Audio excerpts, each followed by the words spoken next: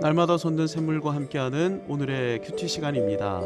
3월 6일 월요일 오늘의 말씀은 사무엘상 9장 22절로 27절까지 말씀입니다. 사무엘이 사울과 그의 사환을 인도하여 객실로 들어가서 청한자 중 상석에 앉게 하였는데 객은 30명 가량이었더라.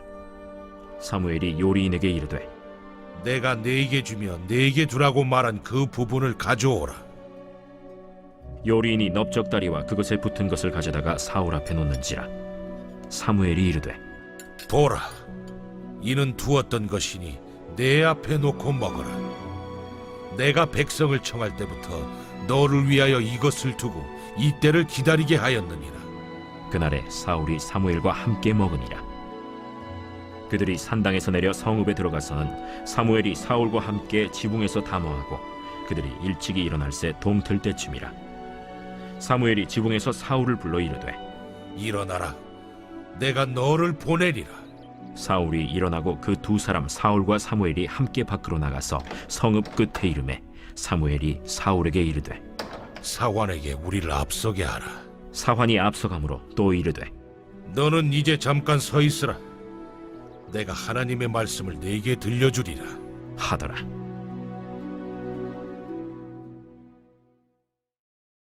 하나님께서는 사울을 이스라엘의 왕으로 택하신 상태였고 사무엘에게 베냐민 땅에서 한 사람을 내게로 보내겠다 이렇게 알려주신 상태였습니다. 사무엘상 9장 16절을 보면 하나님께서는 사무엘이 해야 할 일도 말씀해 놓으셨는데요. 사무엘이 해야 할 일은 하나님이 택하신 그에게 기름을 부어 그를 이스라엘의 지도자 왕으로 삼는 것이었습니다. 그런데 사무엘이 사울을 볼 때 하나님께서는 구체적으로 이렇게 말씀하셨습니다. 사무엘상 9장 17절입니다. 보라, 이는 내가 내게 말한 사람이니 이가 내 백성을 다스리리라. 사무엘은 지금 하나님께서 이스라엘의 왕으로 택하신 사람 사울을 마주 대하고 있는데 본문은 사무엘이 사울을 어떻게 대하고 있는지를 소상하게 밝히고 있습니다. 22절을 보면 사무엘은 사울과 사울의 사환을 상석에 앉게 합니다. 사람들이 보기에 이 모습은 무척이나 이상한 장면이었을 것입니다. 갑자기 등장한 사울에 대해 마치 사무엘은 마땅히 그래야 하는 것처럼 사울을 최고의 자리 상석으로 인도했기 때문입니다.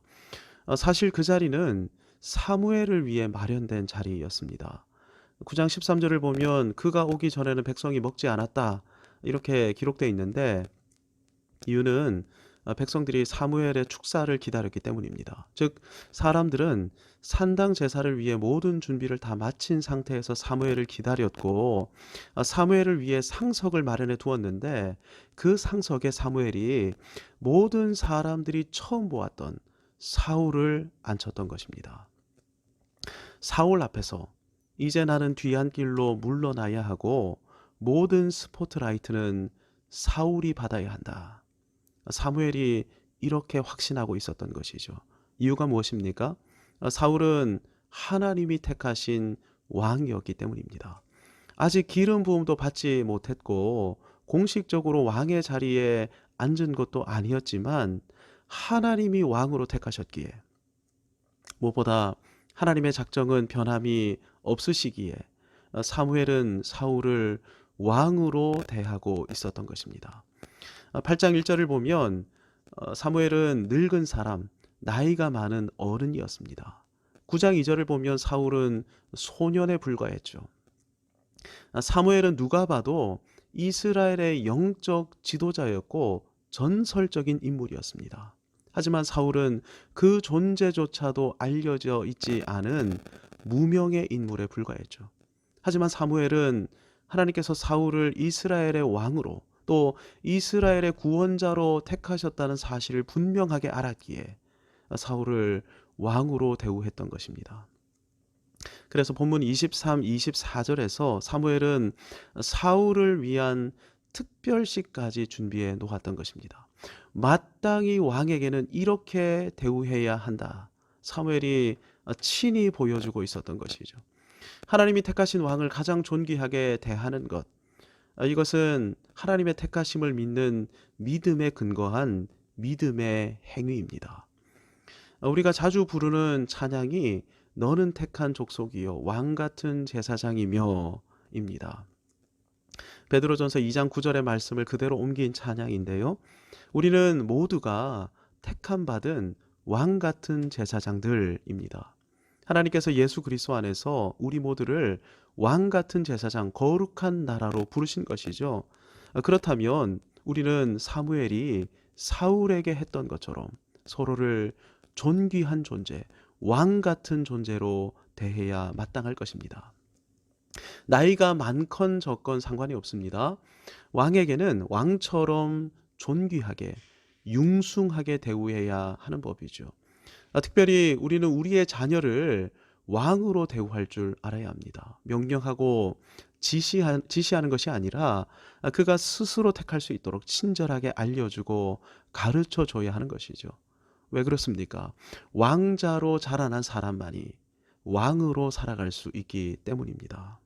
왜 이렇게 해야 한다고요? 하나님이 그리스도 안에서 그분을 존귀한 왕 같은 제사장으로 부르셨다는 사실을 믿기 때문입니다.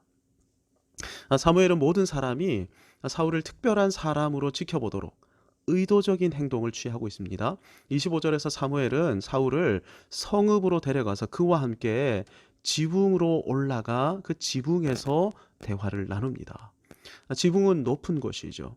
사무엘이 그 성읍에 왔다는 것만으로도 큰 화제거리가 되었는데 사무엘은 사람들이 자신이 아니라 자신이 대화 나누고 있는 사울에게 관심을 기울이도록, 그래서 사울을 특별한 존재로 여기도록 이 사울을 높은 곳에 세우고 있는 것입니다.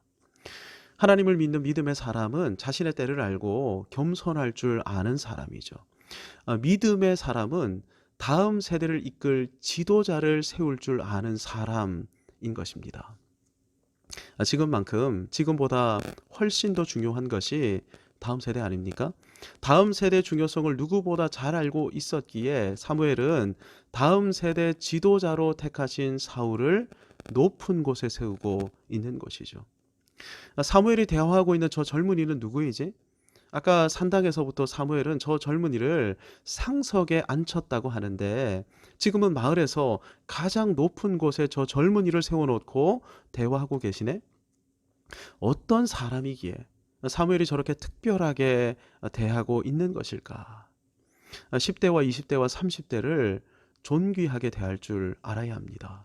10대, 20대, 30대가 어리지 않습니다. 자기 생각을 다 가지고 있습니다. 특별히 이분들 중에서 하나님의 말씀을 아는 분들이 얼마나 성숙하고 또 그 열정은 얼마나 대단한지 모릅니다. 우리는 우리의 젊은이들의 생각을 물어서 젊은이들이 무엇을 원하고 있는지 알아야 합니다. 뿐만 아니라 젊은이들 스스로 판단하고 결정할 수 있도록 젊은이들을 세울 줄 알아야 합니다. 네, 실수하고 실패할 수 있습니다. 그래도 괜찮습니다. 실수와 실패를 통해 배우게 되면 중요한 결정을 내리게 될 때 실수하지 않을 수 있는 것이죠. 끝까지 믿어주고 존귀하게 여겨주고 세워줄 줄 알아야 하는 것입니다.